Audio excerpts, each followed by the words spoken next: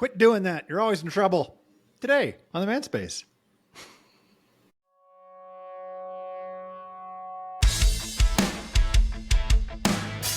Welcome to the Manspace podcast. We're your hosts, Doctors Matt Brown and Rob Porter, and clinical therapist Mike Porter.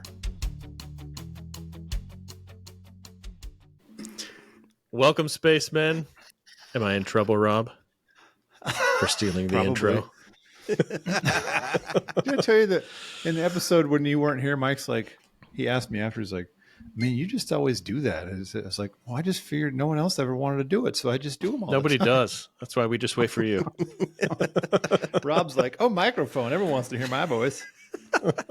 Which is funny because I tell people all the time that as porters, all we need is a microphone and we're good to go. And pants. Yet, I have a microphone. What about I don't talk two as much as turntables you. in addition to that? Yeah. Speaking of, dude, are real turntables like actual vinyl? I don't think so.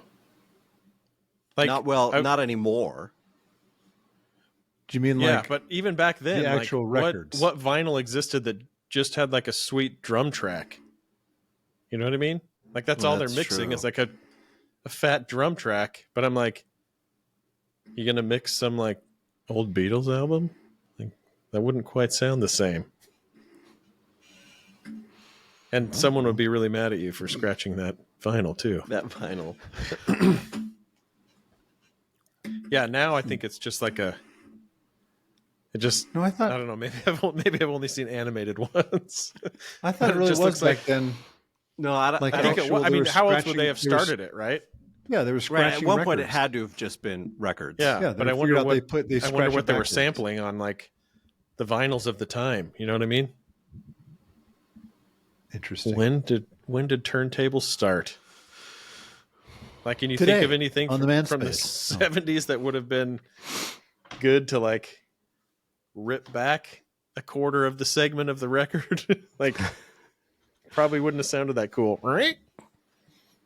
How much did they like? How much did it wreck the vinyl? But have to I don't know scratch about it the pretty vinyl. good.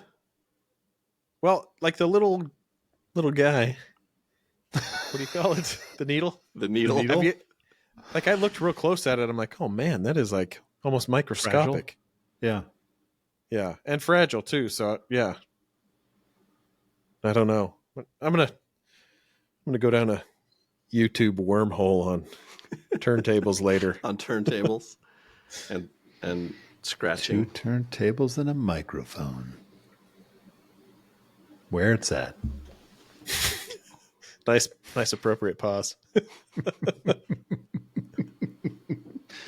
You guys, this is not relevant, but I'm going to tell you about this book I've been reading. And by reading, Have you been I mean, reading it? shut it. Seriously, it feels like I'm not intelligent. Dude, because that's the of funny that. thing. I'm the one Because who's you been don't trying forever only to get listen. you to just call it reading it.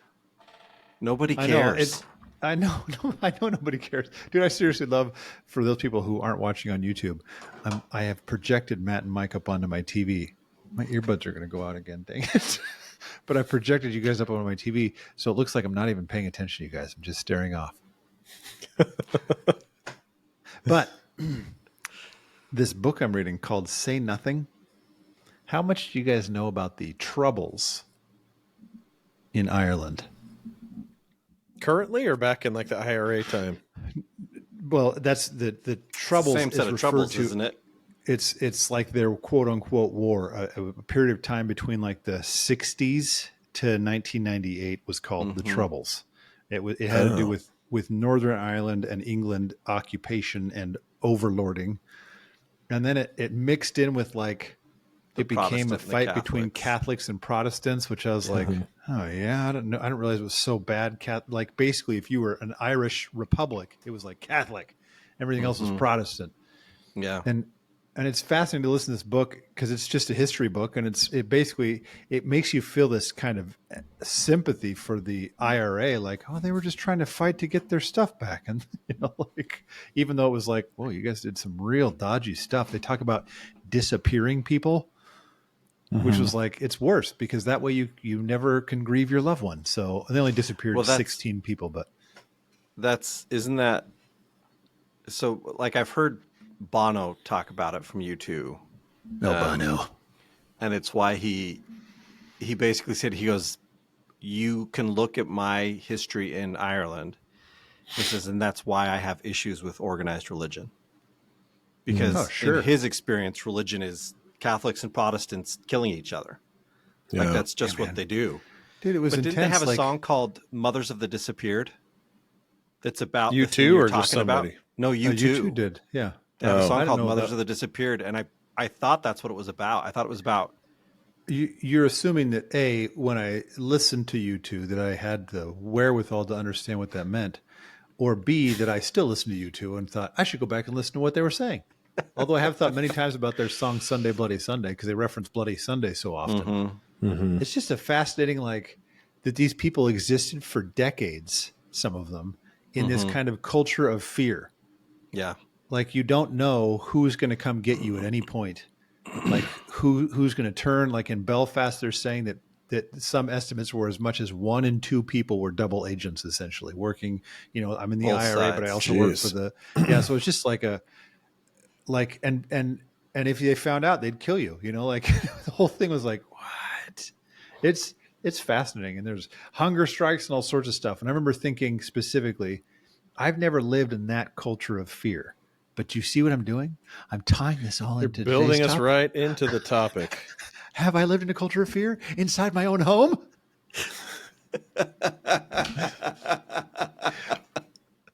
And my wife's outside always going to too. trigger me. Oh yeah, okay, yeah, that too. I love that you're comparing our topic today to the troubles, the Irish troubles. Yeah. I'm sure that all our Irish. I'm sure all of our Irish listeners are like. I'm sure they're preached and not deeply offended. That guy gets it. Who knew there were so many applications of the troubles? You guys do know Bono listens, so that's true. He'll have an opinion. I mean, it's if so he didn't funny before, he will now that I've referenced Mothers of the Disappeared. He probably just goes online every day and searches who said my name. And our podcast will come up.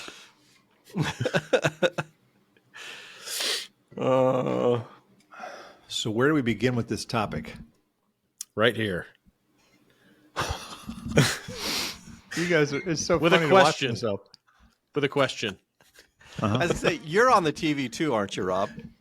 Yeah, that's what I mean. I love it. I'm seeing me. So I was going to say it's not really that you're looking at Matt, but it's Matt and it's I. bigger. Matt and me. It's that you're looking at you. I have the goofiest face. Like my poor wife is probably like, I mean, yeah, that'll do. It's a little bit like a horse, but whatever. All right, start with your question, Matt. Stop me from playing with my own face. How many times have you heard a man in your office say, word for word, I feel like I'm always in trouble? Not, let me bracket this out from maybe other ways that you would have heard it. Not like in response to something that the woman in his life has said, but just a general feel, like he's just stating it, like this is like my state of being, word for word, that way. And how many times have you heard guys say something different, but it basically means the same thing? I'm just curious how much like men articulate that feeling as specifically as I just stated it versus some other way. For me, I would say most of the couples I work with, at some point, I hear the man express, I feel like I'm always in trouble. Mm-hmm. I feel like every dude I've worked with has expressed some version of that statement. Whether it's I'm in trouble or I just can't seem to, like everything I do is wrong, which to me is kind of the same thing. Like I hear that, I feel like almost every guy I talk to has at some point. And I've felt it myself. Like I've had periods where I'm like, I can't win. Mm-hmm. Like it doesn't matter what I do. I'm going to, it's just going to backfire on me. I don't. It's kind of funny because I think if I think of the first way of phrasing it, kind of like one of the things you're describing, Mike, it feels like it's a little bit like the episode we did, like episode 2 or something. Like I ain't afraid of no ghost. It's like I do often hear men say that they're, kind of sometimes their baseline assumption is that their wife is upset, they're in trouble. I've done something wrong. But thinking of, so if by that context, if relationally, I'd say, all the time. Like in one way, the exact wording you said, I'd say actually only a handful of times maybe that I get the exact wording you're phrasing. But the sentiment of it, I feel like I get it all the time when it comes to relationships. But I was actually just kind of thinking bigger because of, believe it or not, somebody I worked with this morning. My kids keep quoting this. My kids keep quoting this thing. It's this stupid meme.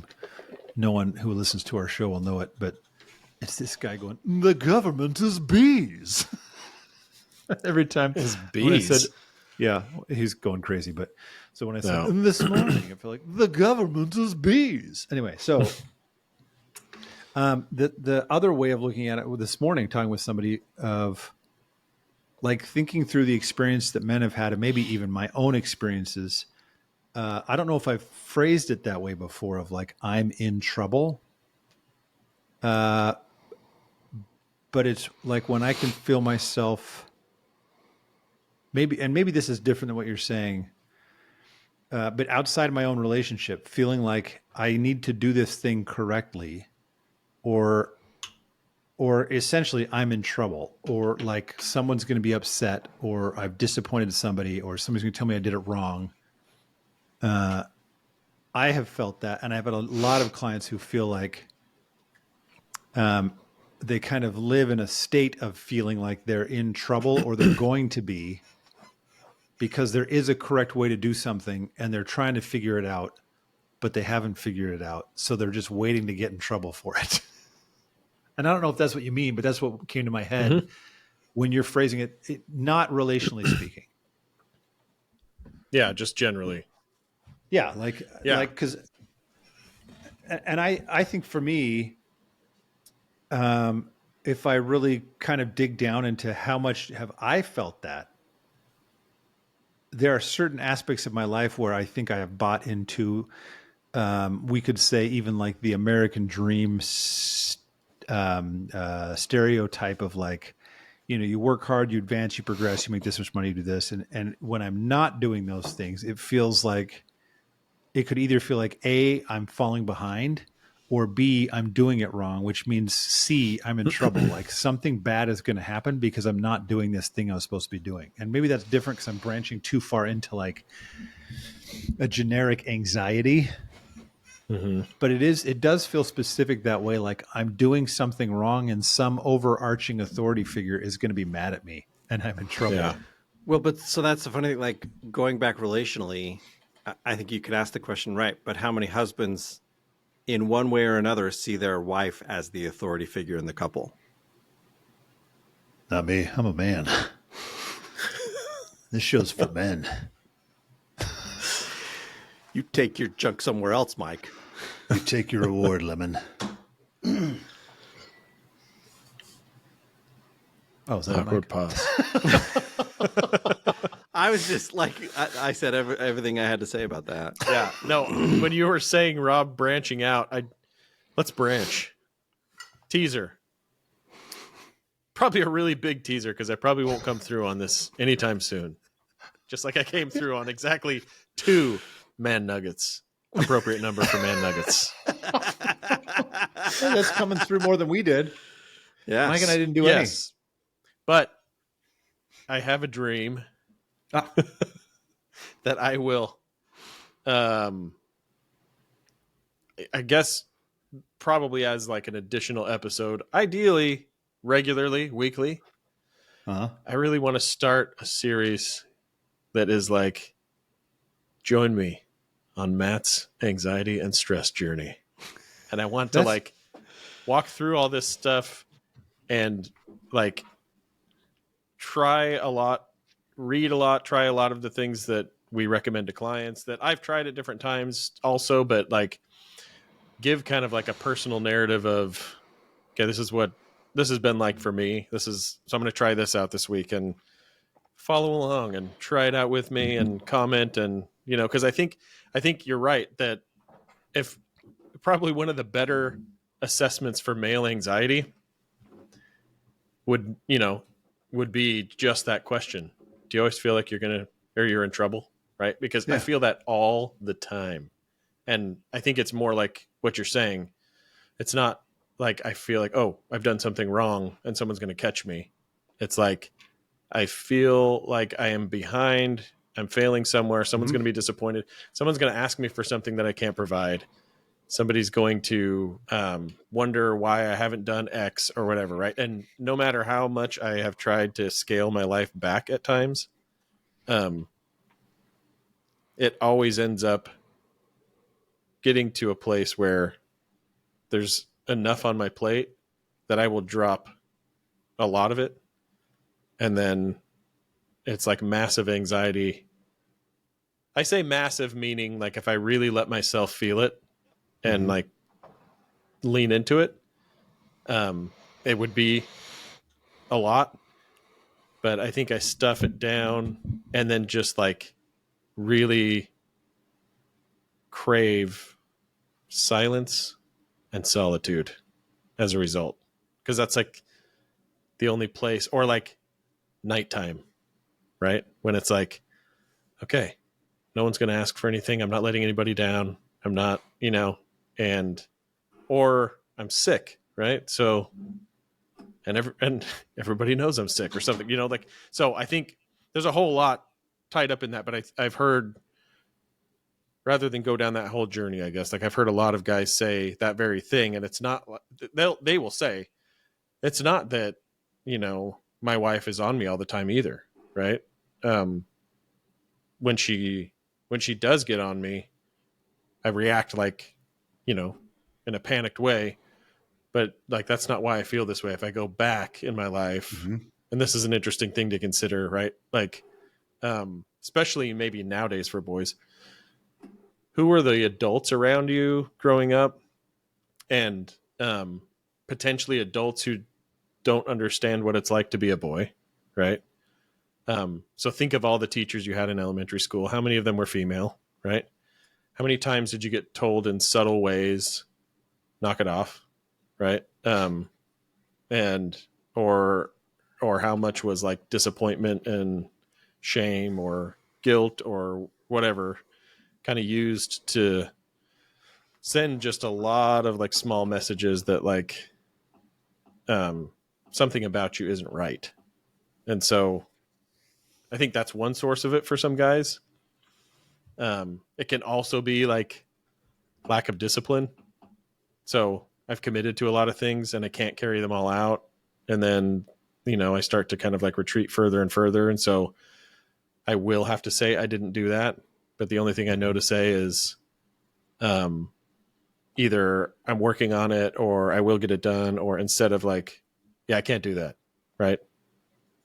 I said I could, and I'm not going to be able to. And just like, having good boundaries. But what do you think have been either experiences you've had with guys talking about those as the source, or other sources of just constantly feeling like either there's something about me that is going to disappoint people, or something I've maybe committed to that I can't carry out, or any number of things. I don't know what stories you've heard guys say as they talk about this feeling. It's an interesting, as you talked about your Matt's journey, I was like, oh, that sounds awesome. Like, it sounds like I want to do that too. So I can start to feel like I'll use this as my own therapy, and I'll call it Exposing Rob's Man Nuggets. Wait, that sounds wrong.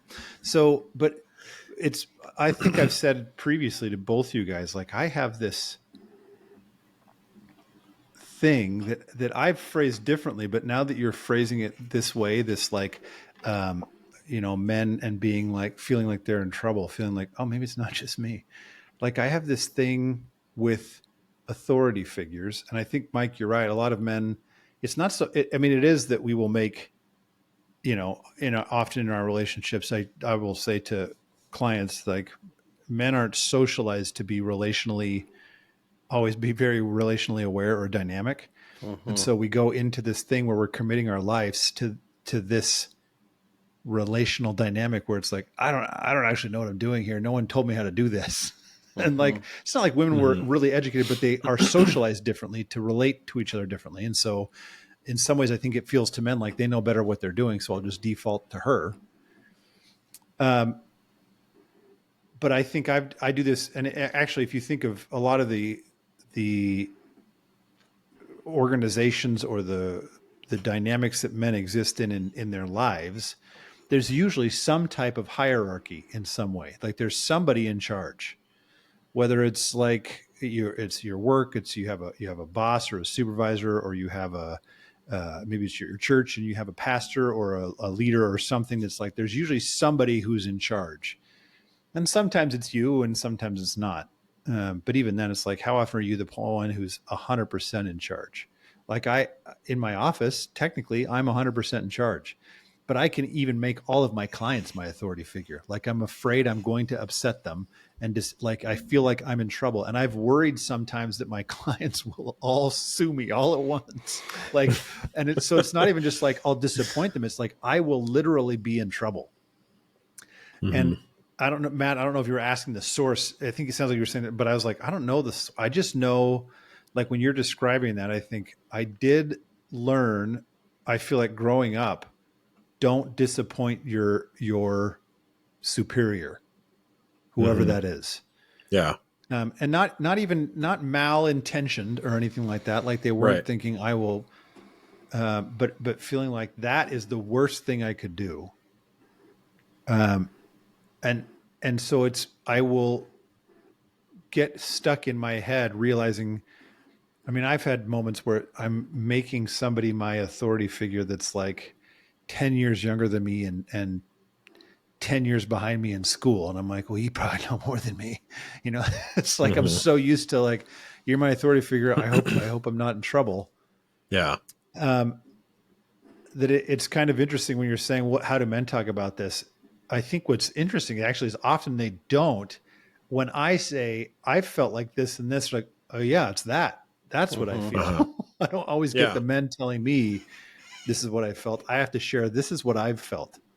And usually they're relieved to see, okay, cool, someone else is telling me this. So that's what I feel. Yeah. Yeah. It's funny because even as I was saying before, right, that I've felt this in my own marriage. Like, as I said it, I thought it's not from anything Jenner's done. Mm-hmm. Like, it's something that I was bringing with me beforehand. And I thought even then, like, where did this come from for me? Yeah. Because we didn't necessarily grow up in a home where, like, I don't know. Like, my parents had expectations for us, but my feeling, at least, of going to school was the expectation was if you tried your best, that's enough for us.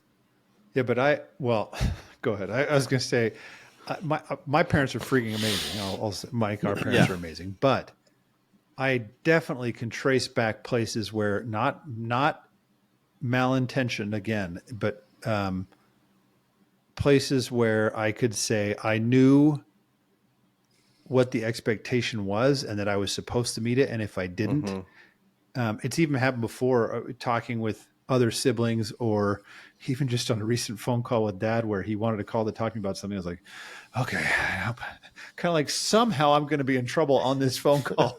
I was like, why? When I finished, I was like, why? I just default in that realm. I defaulted over into he's my dad. I'm the kid who doesn't know anything. Well, so I guess that was my point, right? Like, I don't think mom and dad necessarily, I think a lot of this is just as a society, this is how we're socialized. Like we were taught, especially kids our age, right? You don't backtalk. You don't, right? Like there's these interactions you don't have with adults when you're a child, and those, in setting that expectation, you're creating this thing where that person therefore is my authority figure, and I have to behave a certain way to maintain the correct relationship balance between us. Mm-hmm.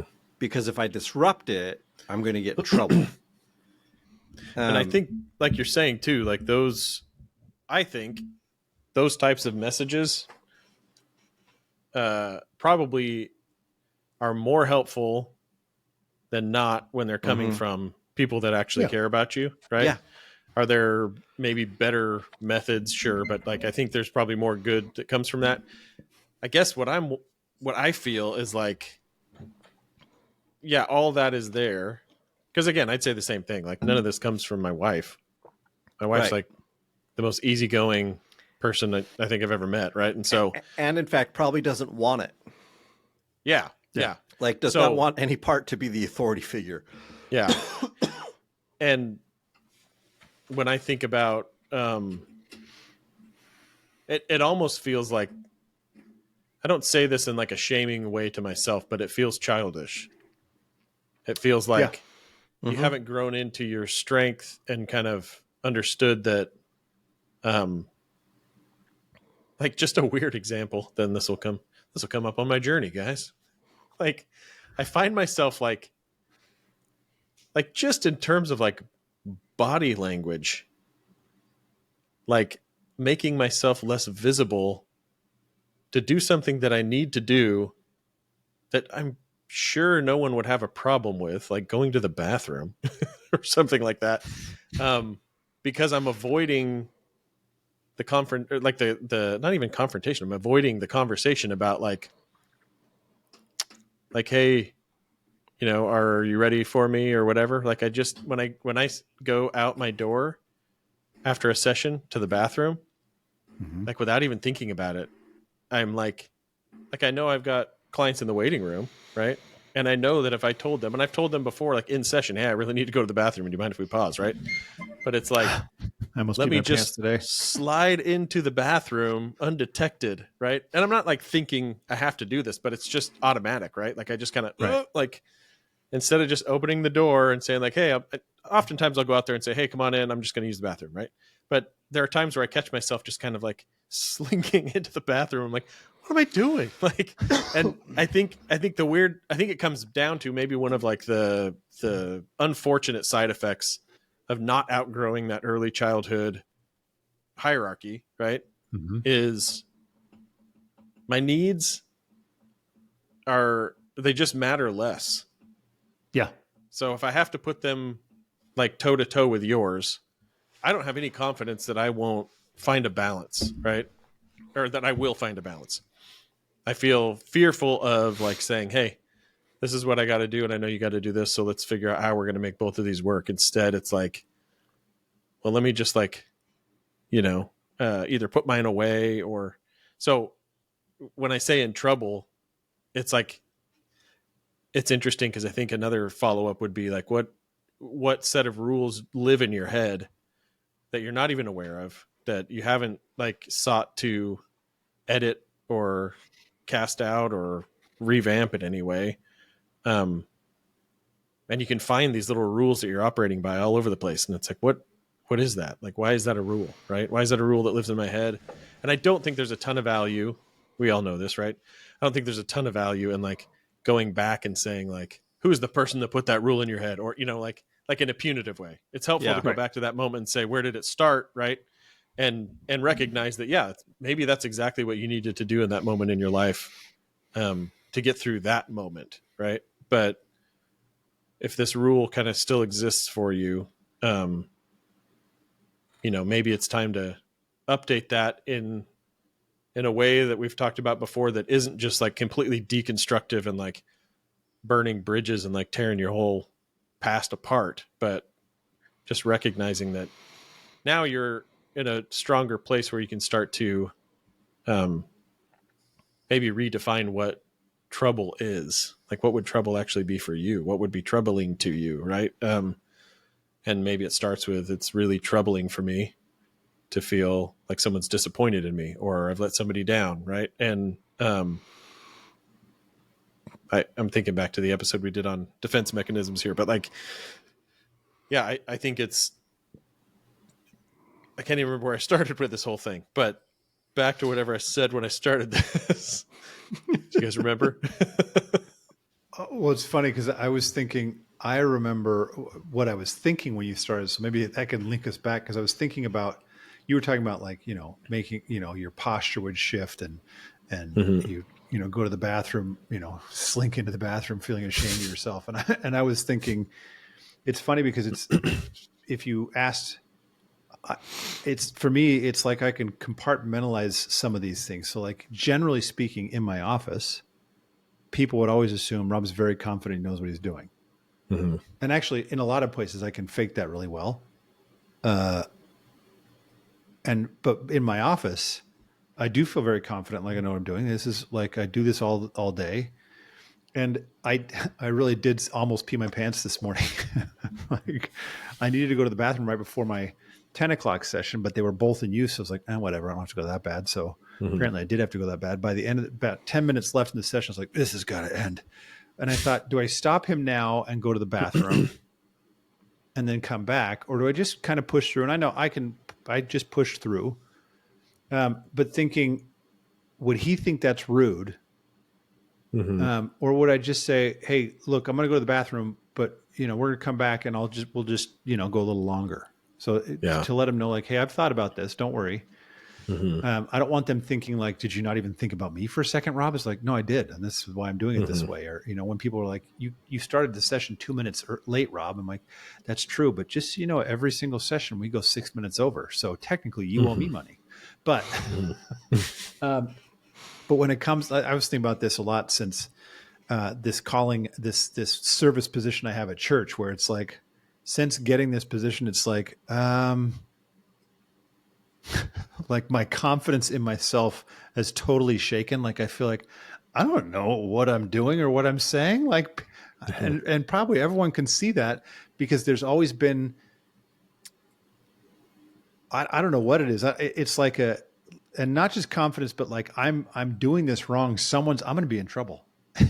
It's like, it's a realm. I don't know if it's because it's in that space when it comes to church, it's like, that's a space where there was always at multiple levels, whether it's like a God or your leader or your parent, or there's always an authority figure.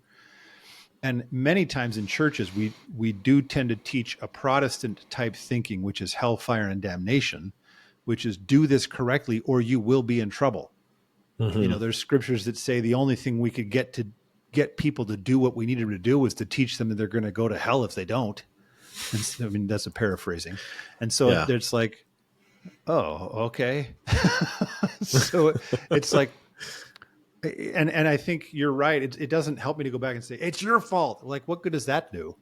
Mm-hmm. Other than to say, well, what do I do with this now? I don't want to keep doing that. I don't want to, it feels so anti-creative to live in a space of fear, like a space where I'm going to be in trouble. I cannot create like I would if I didn't have fear when I'm living in this kind of bubble of I'm going to be in trouble. Like I can't create something really pretty if I'm sitting there thinking, but I'll get points off if I do it this way. It's just like my students in Rob's parable of the graduate student, where they'd be like, well, tell us exactly how to do this. And I'm like, I don't want to know if you can follow my instructions. I want to see what you come up with. But they're so busy thinking in that, like, I'm going to get in trouble if I do this wrong, that it feels like you're not going to get to step into what you could what you could create or what you could become, as long as you keep this I'm going to be in trouble mentality in your head. So it's really like, this actually is, now I'm like all excited about this topic. Like, let's fix me. Hurry up, guys. It's turning into Rob's therapy again. Exposing Rob's man nuggets. When you said that before, I was going to make a little crack at it. Exposing Rob's man nuggets. Microscope included.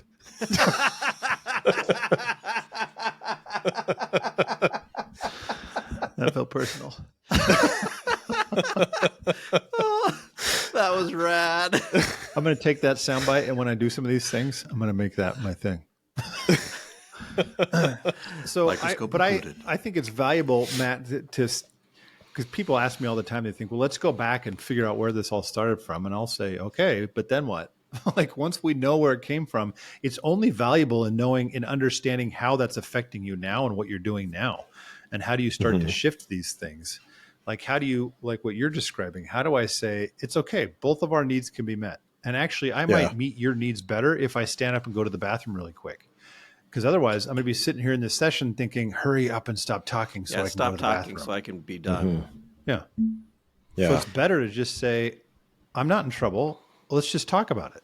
Like have a conversation with me and we'll figure it out. Yeah. Yes.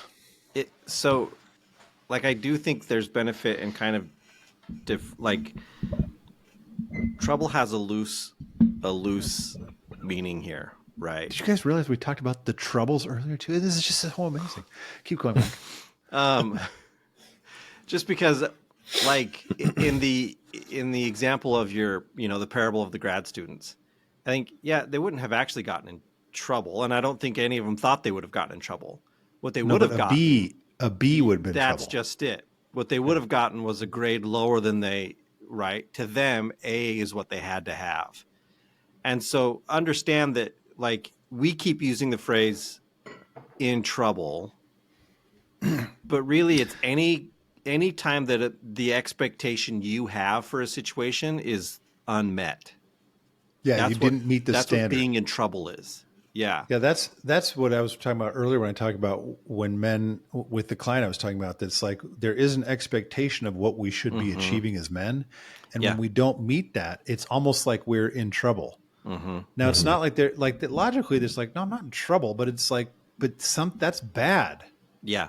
And bad because it's a huge negative. Yeah, and bad because of the way we've been socialized means you're going to be in trouble. If you've been bad, you're going to be in trouble. Yeah. So it's very hard to disconnect those things. Right. But that's like, I guess the reason I brought it up is I wanted, because, and this is probably just years of teaching, right? Like when you deal with kids all day, like that phrase, am I in trouble, means, am I losing recess? Am I getting points taken off, right? Like it's an actual punishment of some kind. And so that's not like, that's kind of where my brain keeps going, is there. But I'm like, oh, but that's not, it is what we just said, right? Anytime this expectation's unmet that we have, that's us being in trouble. Well, and this is something interesting too that happened with my wife recently. She's working at this physical therapy clinic, pretty much for experience, because the pay is not great. But she wants to experience. You're getting paid in experience, boy. That's what I got paid for in my internship. So she wanted to get feedback from her boss to know, like, hey, help me understand, if I ask you for a recommendation, what kind of recommendation would you be giving me? And he's like, can I talk to you? And he's like, sure. And she's like, well, maybe we could set up a time. He's like, oh, is there something wrong? And it was just really funny. Like if someone says, can we talk? It's like, oh, is there something wrong? No, I just want to talk to you. Like maybe I have a concern, but that doesn't mean something's wrong. Like, but it's a default setting. And lots of people, this isn't just men, but I do hear men say it often. If their wife, for example, is like, hey, can we talk? Or when my professor said, I need to meet with you in my office on Tuesday, I was like, oh, I'm in trouble. Right. Like, what did I do? It's an automatic assumption. No professor just wants to call you in to say something nice to you. So it was like, well, this is clearly something bad. And now my wife didn't have anything bad to say. She was just saying, I just want feedback. Go ahead. Well, there is an aspect of, I think, no, we do live in a society where it's really rare that someone's going to say, hey, can I set up a time to talk with you so I can just tell you how appreciative I am of what's going on right now? Sure, absolutely. Right. And so like to an extent, again, like it's back to that socialization. To an extent, if a professor is saying, hey, because if we're going to praise somebody, we'll do it quickly in passing. Right? We don't need to set up a special time for me to tell you that you're amazing. I'll just, hey, you know what? Thanks. You're doing great. If it's the other, no, We want to make sure Leave there's some real plenty of time for that. But that's what's so interesting is though, even still, it's like, okay, if you have feedback for me, okay, but it doesn't. Why is it that I'm in trouble?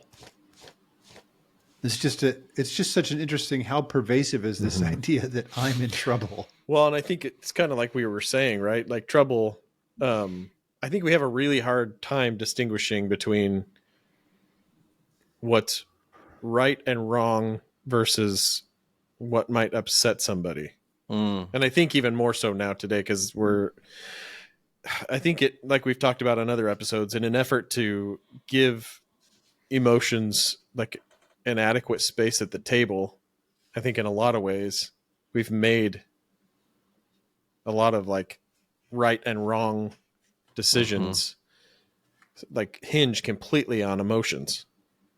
And so it makes it very difficult not to, we already have a hard time blending the two, right? Like we've talked about before, it's like, it's hard or unblending the two. Like we blend our own thoughts and feelings. Right. And, so if somebody else is like, I need to talk to you because I'm upset, in their minds, oftentimes when people say they're upset, it's, I'm upset because you, right. And right there, it's like, well, there's a falsehood right there. Right. Like, meaning if I'm taking that to mean,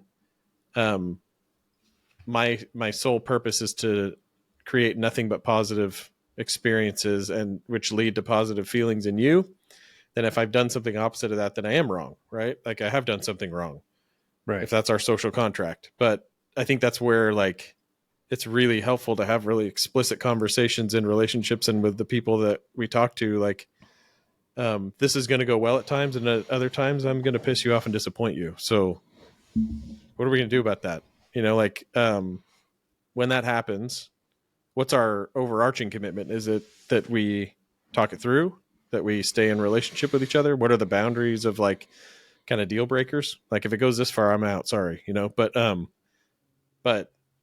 I think all of it's just assumed in most cases that things should go pleasantly between me and other people. And if they don't, it must mean that I've misstepped somewhere, or you've misinterpreted my behavior. Yeah. And so I'll beat you over the head with that. Yeah. Yeah. That's literally what happened this morning. When I was telling you earlier about when I told you guys earlier that I kind of laid into one of my clients because I was saying, no, you're doing it wrong. I said it to both of them. At some point, it's like, I asked him, do you think you have to take responsibility for your side in order to feel what she feels? And he goes, yes. And I said, no. And he goes, no. He was like, huh? And I said, you do need to take responsibility, but those are two separate things. But she could not tell him, this is what I feel, without saying, you did this thing wrong. Mm-hmm. And then I corrected her, and I said, well, tell me, go this way. And she's like, well, I feel like he doesn't think this and this. I said, no, that's also wrong. Like, you can't tell me what he thinks. I don't know. You don't know that. But each time she said it, it reinforces this idea that if whatever distress is going on for her, he is in trouble in his mind. And so it does make me wish that we could become this is what I want for me. And I think every man, but maybe everyone else is better than me. Like at this, not at everything, obviously I'm the best at many things, but I want us to be able to say, well, come in and let's have a conversation and figure out, like, tell me what is going on. And it doesn't mean I'm in trouble. Let me hear where you're at. You can hear where I'm at, and we'll figure this thing out. Like even like with this conversation with my dad, I could have these thoughts in my head of thinking, he's going to want to go this way, but I think it's correct to go this way, or I think this is a better way. And being able to believe that my way is just as valid as his way. Whereas the 7-year-old in me is like, well, his way is the right way, and my way is probably the bad way. It's probably selfish and a little bit lazy. Which it goes back to me being in trouble. And so it's kind of funny. It's like, so I guess in the end we're saying, go have a conversation. Well, that too, I think for me, I need to do a lot of things, but, but I think a good starting place is like just discovering some of these unwritten rules that probably hinge way more on what we're talking about now, which is at some level it's my responsibility to make people feel a lot of positive things and to like minimize or eliminate things that will cause them discomfort. And there are a lot of rules I think that we create in our heads through our experiences around that. So if I'm discovering those rules, those are like opportunities to say, right now, the task is to get, like, first and foremost, get more uncomfortable or get more comfortable with the idea of disappointing somebody. Not because I just want to go around like making people mad or disappointing them or letting them down, but if that is the thing that's keeping me imprisoned, then and that's kind of like an amygdala response. My prefrontal cortex isn't going to be able to be flexible enough to rewrite a rule. You know what I mean? Like I'm going to be so trapped by like the thoughts that will ensue if I'm in that state of hypervigilance around not disappointing somebody. All those thoughts will circulate around maintaining that status quo, right? So if I say like, no, I can do that. Let me just visualize for a minute disappointing somebody and like, let me, again, Lord of the Rings reference, guys. One of my favorite scenes, and one of the things that makes Aragorn a complete man is like he recognizes that when he loses Arwen, at least he thinks I'm never going to see you again, right? And then he meets Eowyn, and she's like also going through massive loss. He's going through massive loss, and they kind of like start this little trauma bond, little feelings thing, and he recognizes like and again he has the vision of Arwen and all that stuff, but he recognizes like, okay, this isn't going to be good for either one of us, right? And he's leaving, and she's like basically like, if you don't know me by now, she's like, if you don't know why I'm here seeking you, right? Like, I don't know how to make it more obvious to you. And he just tells her like, I can't give you what you seek. Right. And I've basically like, I've wished you happiness and joy since I first saw you. I can't give it to you. I got to go find these ghosts in the mountain. Right. But, it's like the ultimate breakup. But I think it's obviously it's a painful moment for her, but like the ability to say with compassion and express his desire for her, but also his reality, right? That like, this is, I got to be honest with you. Right.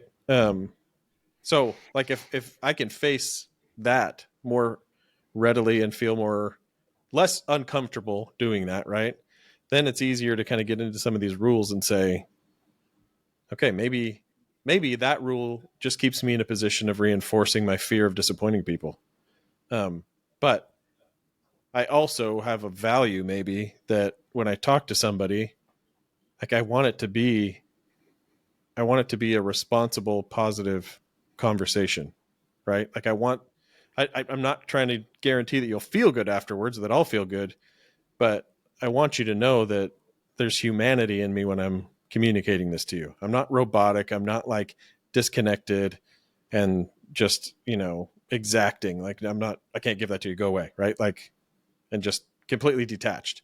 I think there is a time and a place for those types of conversations too, but like generally I want to be able to communicate all of those elements, right? Like I know that this is hard and it's hard for me too. And I can't, right? And that might be a little bit like more elaborate than some of these situations call for, but I think that whole process of like getting comfortable with disappointing people so that it doesn't keep you imprisoned, and then re-examining some of these rules and reshaping your behavior, around maybe a new set of rules that probably again worked at one point in life and you needed it, but now it's not working.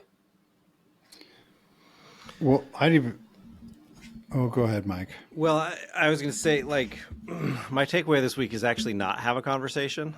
Because I, like, as you both were saying something, I thought, right, this idea of disappointing people, that I'm going to share with you this feeling that I'm having, and I will disappoint you. And there's truth in it. But like this lady who, as you were trying to get her to say, this is what I feel, and she kept saying, well, you do this.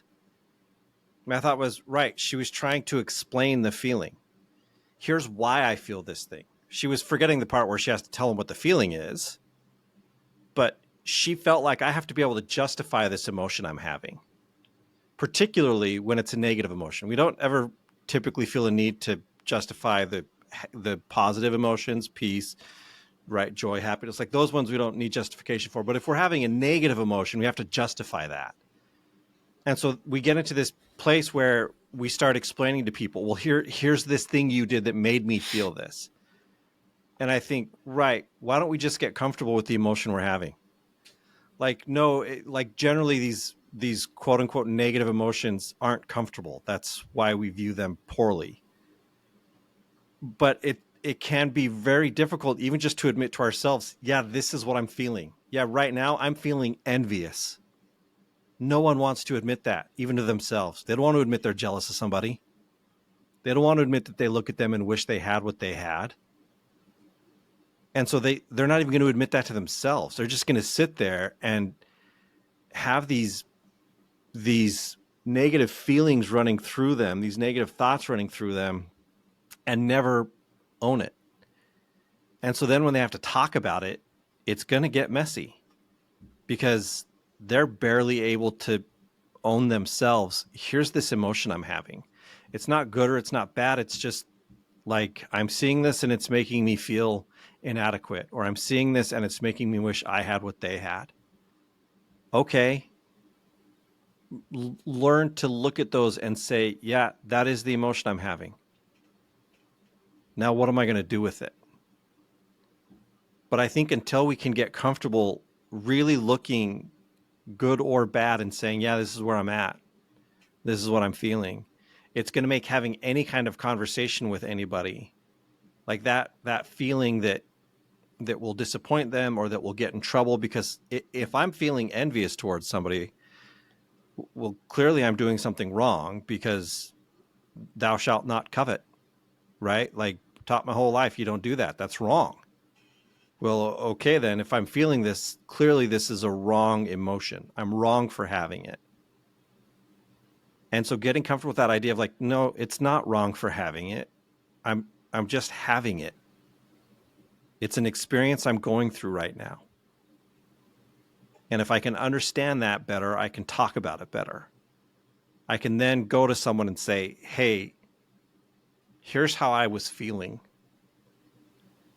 And yeah, we can get into the why of it, but we don't need to. It's just where I was. And let's, that it may hurt you to hear it, but that's where I was. It's kind of interesting, Matt. I think like as Mike, the stuff you're describing, I think absolutely for sure. You're wrong. Oh, that was weird. I think absolutely for sure, Mike, you don't know what you're talking about. No, I was thinking, I do think it matters that we try to actually understand what we're feeling, because too often we don't. Like, we understand where it came from. We think, it came from you doing this or that. In order to be able to communicate it to somebody, you have to know what it is. But Matt, you used that word humanity of it, and I thought that's such an interestingly powerful word to use, to say there is a certain humanity in speaking honestly to someone in a way that could hurt both of you. But it's honest, like, because it's not like he would have felt like, well, I make $1 million telling you I'm not the person who can provide that for you, because I want you to be happy. And I can see by me telling you I'm not the person to do that for you, it's going to hurt you, which is not what I want for you. But there is a humanity in saying, but this is what we do together as humans. We go through this sort of thing together. But if you're always trying to make sure no one's disappointed, we're kind of robbing ourselves and the other person of the humanity of the experience of it. I think there's something very powerful in saying being afraid of being in trouble is robbing ourselves of humanity, of the human experience of something. Instead of saying, I can go into this room and we'll see where it goes. I want to be honest in these rooms, or I want to be honest in this conversation with this person about what's going on for me. And I guess I'm just, maybe it's just all romantic in my head now, thinking the humanity of something. That's so fascinating, and why it's so demoralizing when like one person in a relationship is always trying to make sure the other one's happy, but never sharing the load of like my burden with you. Mm-hmm. And will you make sure I'm happy? How that actually also strips away humanity from the relationship, because it becomes like one of them is just a needy, clingy, whatever, and the other one's always a servant or whatever. It's like it robs the humanity of the experience. So be more human, spacemen. I guess that's it then, huh? I thought you were going to say, "Oh, the humanity." Oh, dang it! Well, then I guess I should end it, huh? I have something else in mind. It's for our Swifties. It's for our Swifties out there. So come back next time and catch us on the Manspace. I knew I was in trouble when you walked in. Trouble, trouble. See, I changed the lyrics.